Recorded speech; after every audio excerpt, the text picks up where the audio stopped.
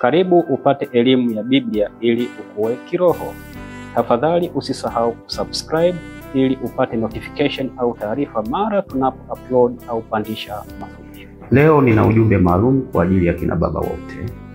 Na ujumbe huu unabebwa na kichwa kinachosema baba bora anatengenezwa. Baba bora ni yule anayetambua wajibu wake na anayetekeleza majukumu yake ya kila siku katika familia na jamii. Baba bora ni mfano mzuri wa kuigwa na familia yake na jamii inayomzunguka. Baba bora anatengenezwa. Anatengenezwa kuanzia hatua ya utoto kwa kuona mambo mema kutoka kwa wazazi wake, lakini pia kwa kuelekezwa na kufundishwa. Baba ndiye mwenye dhamana ya kumjenga mtoto wa kiume kuwa na tabia halisi ya wanaume.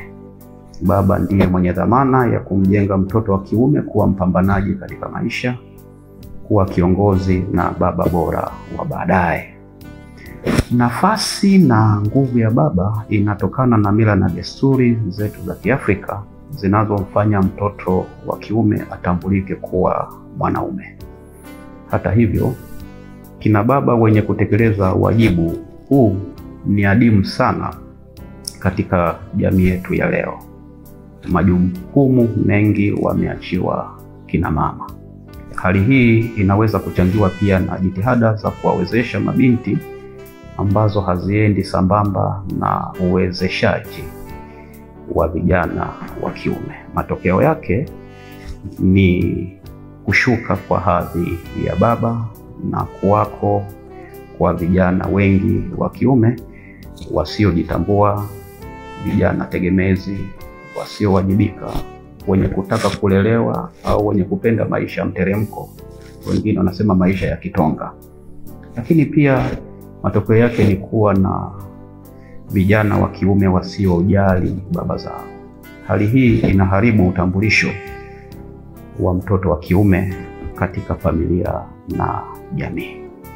Ni ukweli kwamba kina baba wengi wa leo hawana muda wa kutosha na familia zao. Umefika wakati sasa sisi akina baba tuamke na kubadilika. Vinginevyo heshima na thamani ya baba itazidi kuporomoka.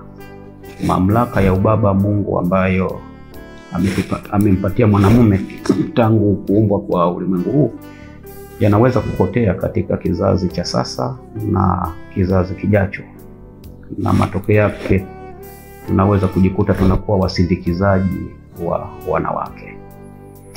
Kazi ni muhimu kwa ustawi wa familia, lakini familia nayo ni muhimu kwa ustawi wa kazi, kwani baraka na mafanikio katika kazi zetu huanzia nyumbani. Kwa hiyo, pamoja na majukumu mbalimbali tulionayo ya kutafuta fedha, tusisahau kutengeneza muda wa kuwa na familia zetu ili kuongeza thamani yetu. Najua muda usipoutengeneza hauwezi kuja. Lazima uwe na dhamira ya kutengeneza, utaupata.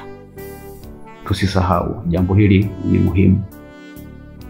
Fedha tunazotafuta ni muhimu. Maisha yetu yanahitaji fedha.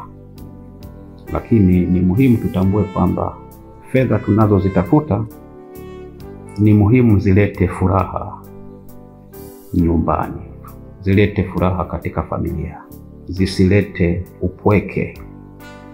Neno la Mungu linasema mwenye haki aendaye katika unyofu wake, watoto wake watabarikiwa baada yake. Tunasoma maneno ya Mungu haya katika Biblia, kitabu kile cha Mithali sura ya 20 mstari wa 7. Sasa somo lijalo nitazungumza kuhusu maana halisi ya kuwa baba. Fuatilia channel hii ili upate kujifunza zaidi. Mungu akubariki. Tafadhali usisahau kusubscribe ili upate notification au taarifa mara tunapo upload au pandisha mafundisho.